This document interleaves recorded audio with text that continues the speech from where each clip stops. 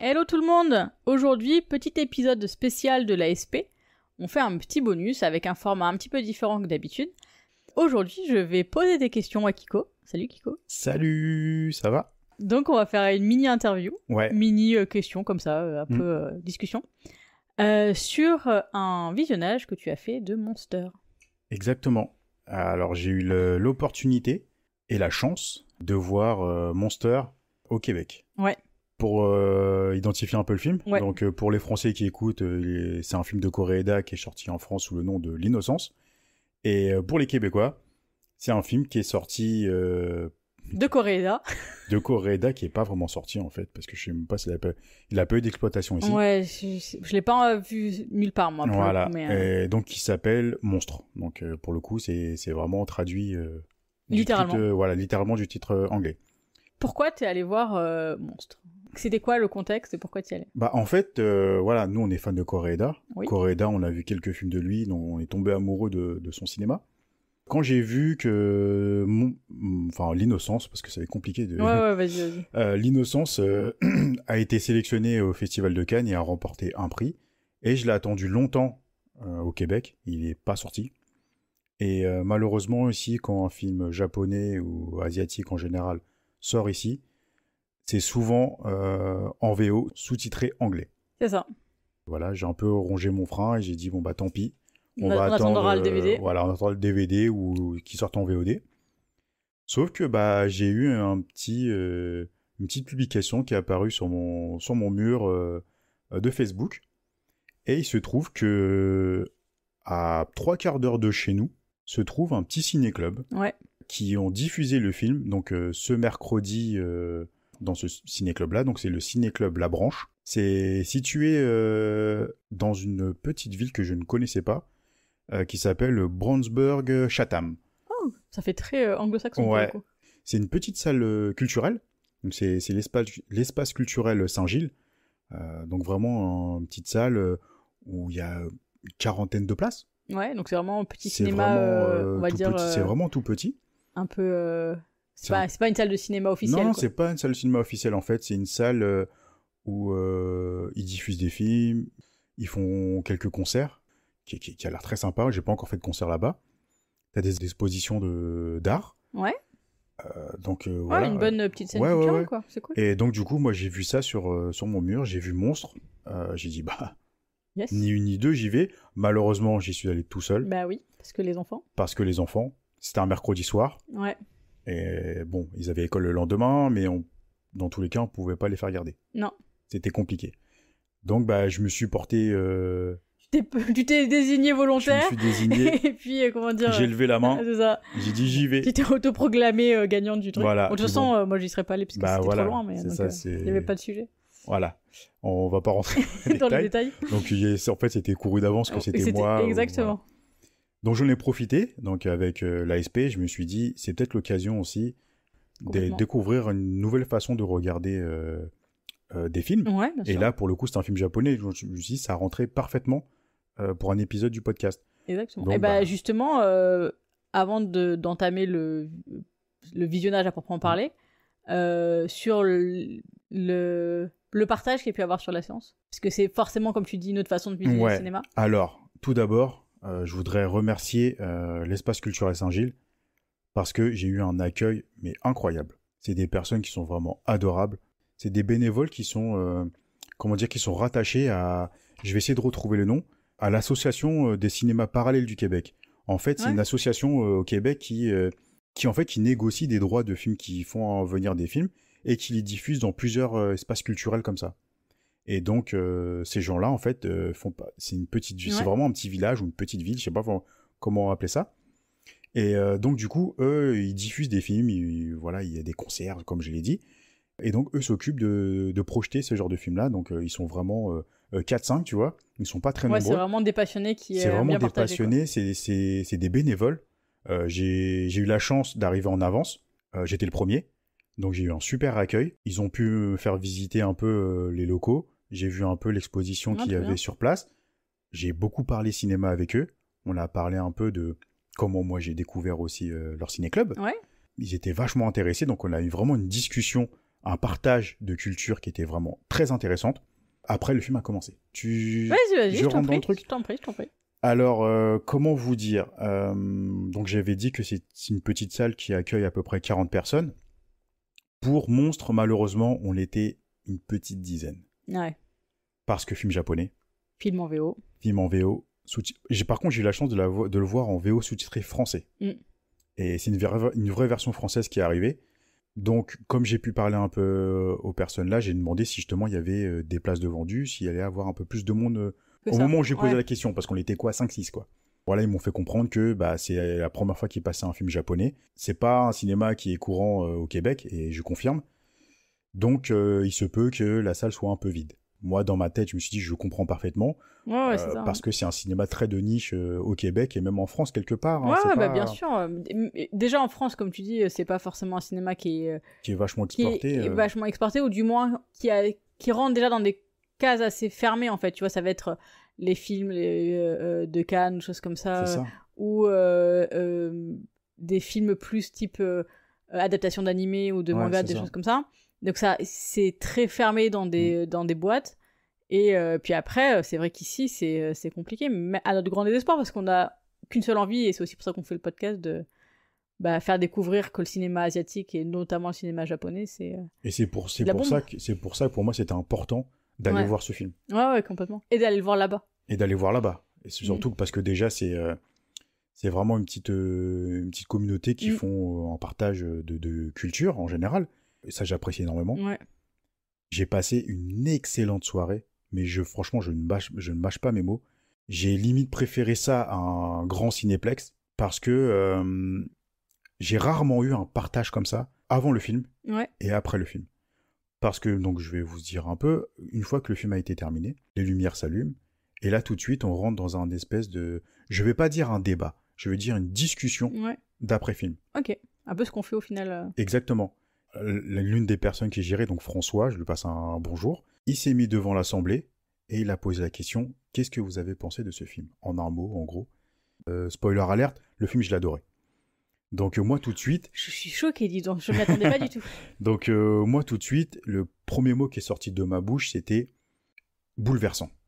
Et là après, on a commencé à échanger sur le film, à discuter. Je ne veux pas dire débattre, parce qu'on n'est pas rentré dans des débats houleux, ou ouais mais non mais ça je comprends pas. Même s'il y a eu, la personne en face de moi par exemple, elle a dit qu'elle était elle comprenait pas vraiment des codes du Japon, des codes du film, ou des codes du cinéma de Koreeda.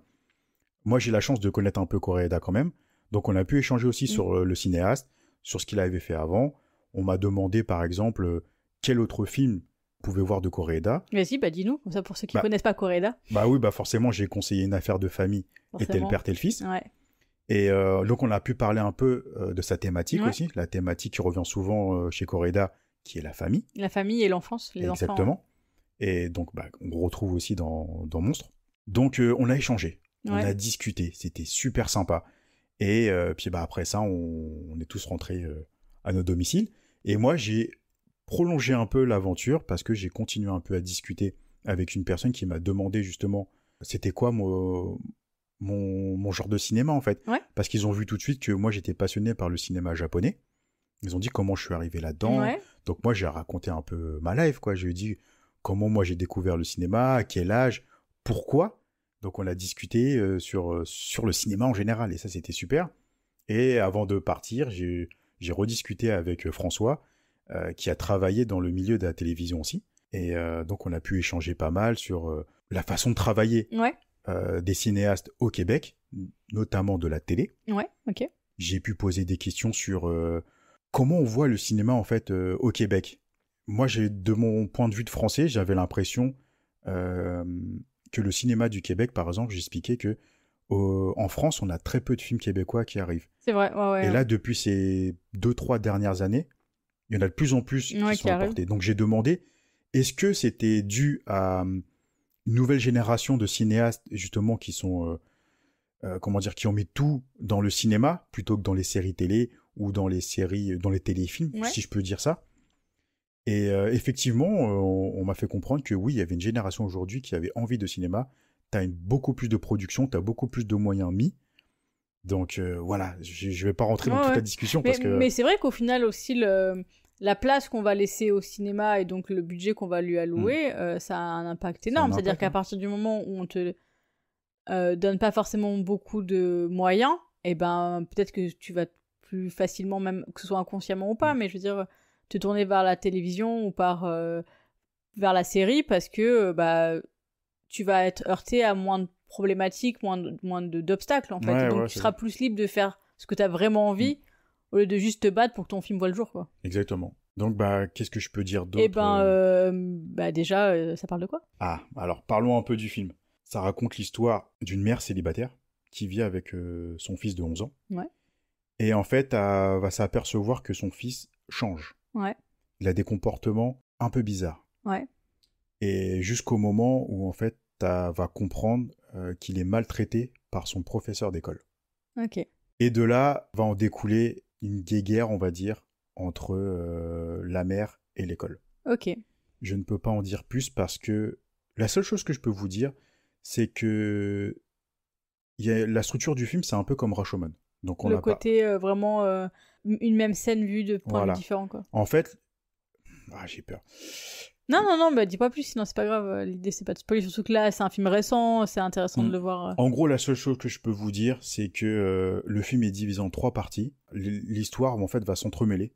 Ça va être un enchevêtrement de scènes, d'histoires, et en fait, à la fin du film, les 3 scènes vont se compléter et ça va en faire un seul. Ok, trop bien. En fait, on va apprendre toute la vérité, tout ce qui s'est passé, pour qui, pourquoi. Et voilà, j'arrête. Ouais. J'arrête parce que j'ai déjà même l'impression d'en avoir trop dit. Et c'est un film qu'il faut aller vraiment découvrir vierge de tout. Le petit bémol que je mettrais sur le film, c'est que dans les 15-20 premières minutes, j'ai compris où Koreeda nous emmenait. Est-ce que c'est parce que tu connais déjà le cinéma de Koreeda et donc quelqu'un qui est un peu moins familier va se laisser plus facilement porter, ou est-ce que c'est vraiment juste au niveau de la narration pure? En fait, je me suis posé la question. Moi, j'ai l'impression qu'en fait, il a lui-même trop dit en début de film. Ah, ouais, ok. Et quand je me suis dit ça, j'avais tout de suite envie de revoir le film parce que est-ce que c'était un sentiment que moi j'ai ressenti par rapport à une scène, un acte ou à une parole, ou alors c'était montré explicitement? Je ne sais plus honnêtement. Ah, ça me donne envie de le voir pour savoir si j'ai le même sentiment. Ouais, je ne sais plus honnêtement. Mis à part ça, c'est le seul petit bémol, on va dire que... Moi, c'est très rare que je perçois les choses en avance dans le film. Ouais. Parce que je suis une genre de spectateur qui va pas essayer de comprendre. Je suis le genre de spectateur qui va me laisser porter par le film. Et je vais accepter le parti pris et je vais accepter ce qu'on va me montrer à la fin. Ouais. Là, j'ai pas cherché à comprendre. En fait, il est venu tout seul. Donc, je me dis, est-ce que, justement, Koreeda a pas eu, on va dire, la main trop lourde sur son écriture et qui nous a tout de suite montré, peut-être inconsciemment, peut-être qu'il n'était pas conscient qu'on allait comprendre les choses. Je dis mais ça se peut, c'est moi qui l'ai perçu comme ça. Ouais, carrément. Honnêtement, je sais pas, mais ça n'enlève pas la maîtrise de la narration et la magie du film. Ouais, et par rapport aux autres films de Koreeda où justement il y a une dimension extrêmement forte de la famille et aussi des dynamiques qui sont pas forcément saines dans une famille en fait, ou des familles secondaires en fait, des familles qui sont pas des familles de sang mais qui vont jouer le rôle de figure familiale. On est un peu sur le même schéma ou est-ce que ça s'éloigne un peu de ça? Là, je trouve qu'il a pris quand même une autre ampleur. Là, on est plus sur une critique sociétale. Ouais, ok. Vraiment sur une critique du système scolaire aussi. Ok, d'accord. Alors que... non, c'est... mais alors la critique sociétale, ce que j'allais dire, elle y est, mais après, c'est... Parce que pour moi, en même temps, c'est la famille est un élément de société hyper fort, en fait. Ouais. C'est-à-dire que la place que la société va laisser à la famille, les sociétés qui vont demander à ce qu'il y ait des familles, qu'il y ait beaucoup de familles fassent des enfants, ou au contraire n'en fassent pas, ou voilà, tout ce qui va être mis par la société autour du lien familial, ça a un impact sur la famille, mais sur la société de manière générale. Donc, c'est clair. Mais en fait, je réfléchissais moi-même, mais en fait... Non, je trouve que la thématique, elle est toujours là. Ouais. La thématique de la famille, des sentiments entre parents et enfants. Mais là, je trouve que on est beaucoup plus axé sur le sentiment des enfants. Ouais. Et je ne peux pas en dire plus. Je crois, mais j'ai l'impression d'en dire beaucoup trop et je veux pas gâcher le film parce que il faut vraiment le découvrir. Il m'a bouleversé. Ouais, j'ai bon, j'avais déjà très envie de le voir avant, mais ça donne encore plus envie. Et là, justement, pour ceux qui sont pas, comment dire, très connaisseurs sur le système scolaire japonais, ou juste sur comment fonctionne, en fait, je sais pas si je vais Bah, le lycée ou le collège au Japon, quoi. Ouais, c'est ça. Et bah, je trouve que ce film-là dénonce beaucoup de choses Ouais. et est très explicite dans les actes, dans les paroles. Et ça va en chambouler plus d'un. Ouais. Ça va en chambouler plus d'un. Même moi qui connaissais par rapport à plein de films que j'ai vus, aux reportages que j'ai vus, aux mangas que je lis, même si c'est pas forcément représentatif de la réalité, on va dire que j'ai des notions de comment fonctionne le système scolaire. Quand je le vois dans ce film-là, je me suis moi-même surpris des fois à croiser les bras quand c'était une scène qui m'agressait, moi, personnellement. Ah ouais, je me souviens. Limite, des fois, je hochais la tête, tu vois. Ouais. Il y avait quelque chose qui se passait, je regardais, je sentais ma tête bouger. Ouais, c'était dur, quoi. C'était dur, ouais. Et j'ai tellement envie d'en dire, mais je peux pas, parce que franchement, c'est un film qu'il faut prendre dans la gueule, en fait, tout simplement. C'est du Koreeda, c'est magnifique, c'est beau. C'est hyper bien joué. Les gamins qui jouent dedans sont incroyables. Mais déjà, moi, juste, je vois la photo où tu vois les deux gamins, les expressions sur leur visage et leur jeu, il est tellement fort que même sur une photo, tu le ressens. Et ça c'est fort quand même. Comparé à d'autres films de Koreeda où comme Une affaire de famille, justement, tout est tourné sur une petite famille. Ouais. Donc on avait vraiment une famille sur un même piédestal. Ouais. C'est vrai. Ouais. Peut-être le père qui est un petit peu plus au-dessus parce que c'était le... Bah, la figure patriarche de la famille, quoi. Mais, tu vois, tel père, tel fils, t'as le côté où on est centré sur les parents et les enfants sont tellement petits qu'en fait, on va pas s'attarder sur eux parce que ils sont plus là comme élément émotionnel qu'autre chose. Mais là, en fait, les enfants ont un rôle hyper important. Et en fait, ils se complètent en fait avec le caractère et le jeu des adultes. Okay. Et en fait, tout se rejoint et le film est magnifiquement écrit, c'est magnifiquement joué, c'est incroyable. Et pour quelqu'un qui ne connaît pas du tout le cinéma de Koreeda, ce serait quel film serait le plus intéressant pour commencer, pour rentrer dans sa filmographie? Est-ce que Monstre, pour le coup, c'est une bonne porte d'entrée? Ouais, je pense quand même. Parce que pour moi, c'est un film important aujourd'hui. Ouais. C'est tout. Ok. J'en dis pas plus. C'est un film important aujourd'hui à voir. Très bien. Même pour les enfants. Même s'il y a des thèmes difficiles, on va dire pour les jeunes ados, je veux dire. Ah, que les ados le voient, tu veux dire? Ouais. C'est important. Ouais, carrément. Vraiment. Donc voilà, je vais arrêter. Très bien. J'ai pas envie d'en dire plus. Et bah, moi, ça me paraît une excellente recommandation d'aller voir Monstre. Voilà. Ou donc L'Innocence. Du coup, Monstre, je vous le conseille. Le Ciné-Club de Saint-Gilles. Le Ciné-Club La Branche, je vous le conseille. Donc, je vous répète un peu, c'est l'espace culturel Saint-Gilles. L'adresse, je peux vous donner aussi. 562 route des Outaouais, excusez-moi, à Brownsburg, Chatham. Donc, c'est au Québec, hein. Donc, les Français, cherchez pas.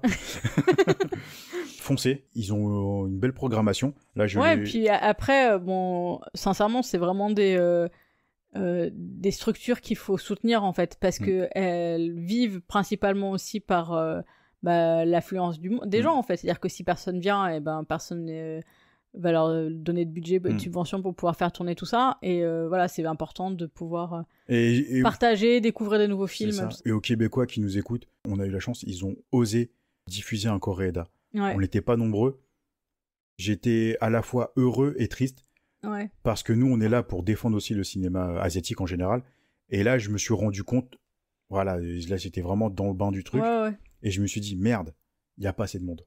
Ah ouais, complètement, c'est clair. Donc, pour les Québécois, je sais qu'il y a des Québécois qui nous écoutent. Si vous voyez une diffusion d'un film japonais, asiatique, étranger, n'importe lequel, qui est à côté de chez vous, vous lisez le pitch du film, le synopsis, il vous plaît, donnez de la force à ce genre de film-là. Ouais, c'est clair. Parce que si on ne donne pas ce genre de force-là, on en aura beaucoup moins. Et là, j'ai peur que justement, avec Monstre, le fait qu'on soit qu'une dizaine dans la pièce, je me demande, est-ce qu'ils vont réitérer ça et ressortir des films japonais ou étrangers en général? J'ose espérer que oui. Ouais, après, je pense que ce sera pas une programmation régulière dans le sens toutes les 2 semaines ou tous les 2 semaines, mais je pense que ça vient aussi avec le temps. C'est-à-dire que la première fois que tu mets un film japonais, forcément, peu importe le public que tu as en face, Et bah, si c'est la première fois qu'ils ont ce genre de film, bah, s'ils connaissent pas, ils vont pas forcément faire le déplacement. Bah, tu vois, des choses comme ça. Et donc, à partir du moment où ça revient aussi, c'est-à-dire que si t'en remets, les gens ils vont se dire, mais tiens, ça fait plusieurs fois qu'on a ce genre de film et tout, bah, je vais creuser un peu plus. Et aussi, c'est le fait de pas savoir, c'est l'ignorance des gens sur certains, de ce qui existe. On va aussi se dire, bah, on a un peu peur d'y aller parce qu'on a peur de pas comprendre les codes, de pas comprendre la façon de filmer, que ça nous parle pas de la même manière parce que forcément c'est pas notre culture. Mais plus on va en avoir et plus les gens vont en entendre parler et plus on va apprendre à connaître cette culture-là. Et en fait, tous ces codes, toutes ces peurs qu'on peut avoir, et ben en fait, on les voit plus. Et on reçoit un film japonais de la même manière qu'on reçoit un film de n'importe quel pays. Donc je pense que en y retournant aussi, et le fait que ça revienne, je pense que c'est pas parce qu'une fois ça fonctionne pas comme ils auraient voulu. En plus, ils disaient qu'ils s'y attendaient un petit peu au final. Donc, Ouais, mais en fait, j'en ai discuté un peu avec eux, il y avait deux théories. Soit en fait, c'est le fait que ce soit sous-titré qu'ils aient freiné. Ouais. Parce qu'en général, ils diffusent beaucoup de films québécois. Ouais. Et en général, quand il y a un film québécois, la salle est pleine. Ouais. Et la deuxième théorie, c'est que le film s'appelle Monstre. Oui, et donc ils ont cru que c'était un film d'horreur, quoi. Ouais. Donc, il y a double peine, en fait. Ouais, c'est clair. Et... Ouais, tu vois, pour le coup, un truc tout con, mais pour rester sur Coréda, t'aurais mis une affaire de famille, je pense que les gens, ils y seraient plus allés. Sans doute. Parce qu'il y a l'idée d'un film, après, dramatique ou pas, mais en lien... Mais là, tu vois, je suis en train de tilter, je me demande, en France, s'ils rebaptisaient L'Innocence, c'est peut-être pas pour rien. Ouais, c'est vrai, c'est vrai. C'est peut-être pour éviter les quiproquos, et peut-être que les gens se disent, bah tiens, on va voir un film de monstres. Et finalement, bah non, il n'y a pas de monstre dedans. Ouais. Alors, t'as peut-être cette déception-là de dire, ah, je vais voir un film d'horreur, finalement, ce n'est pas un. Mince, c'est mensonger. Et t'as le côté aussi de dire, ah non, là, un film de monstre asiatique, ouais, non, ça me tente pas. Ouais, mais après, en même temps, je veux dire, c'est le principe du synopsis, quoi. C'est-à-dire que Monster avec Charlize Theron, il n'y a pas de monstre dedans non plus. Hein. C'est vrai. Mais c'est un film américain. C'est vrai. Et Charlize Theron.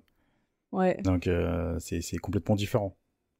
Mais bon, après là, je sais pas, mais... Non, mais ouais, dans tous les cas, c'est vraiment des structures, je pense, qu'il faut soutenir parce que c'est un travail, comme tu dis, hein, c'est des bénévoles qui font ça, c'est un travail qui est pas anodin. C'est énormément de travail. Hein. Ouais. J'en ai parlé un peu avec eux, l'organisation, tout ce qu'ils font, c'est vraiment incroyable. Franchement, je les respecte énormément pour ça. Moi, limite, c'est un des rêves que j'aimerais bien faire aussi. Tu vois, de tenir un ciné-club et puis passer des films que j'aime, des films que j'ai envie de faire découvrir aux gens. Ouais.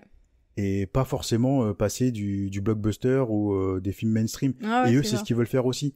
Eux, ce qui passe là, c'est du cinéma indépendant, c'est du cinéma québécois, c'est du cinéma étranger. Là, par exemple, dans 2 semaines, moi, je vais y retourner parce que il y a un film qui m'intéresse énormément, ça s'appelle Viking.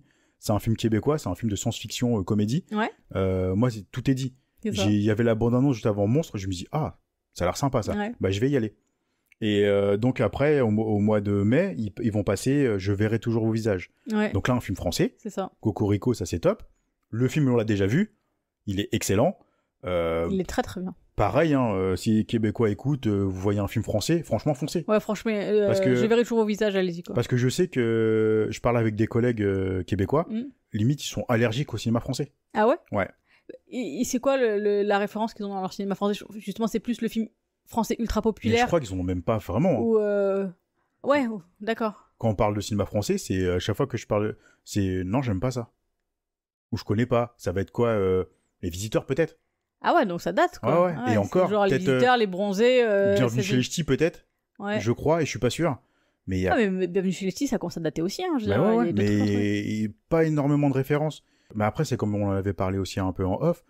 La majorité des Québécois, moi j'ai l'impression qu'ils regardent beaucoup plus de séries que de cinéma. Ouais. En tout cas, moi, toutes les personnes que j'ai rencontrées, c'est ça, c'est séries. Ouais. Séries télé.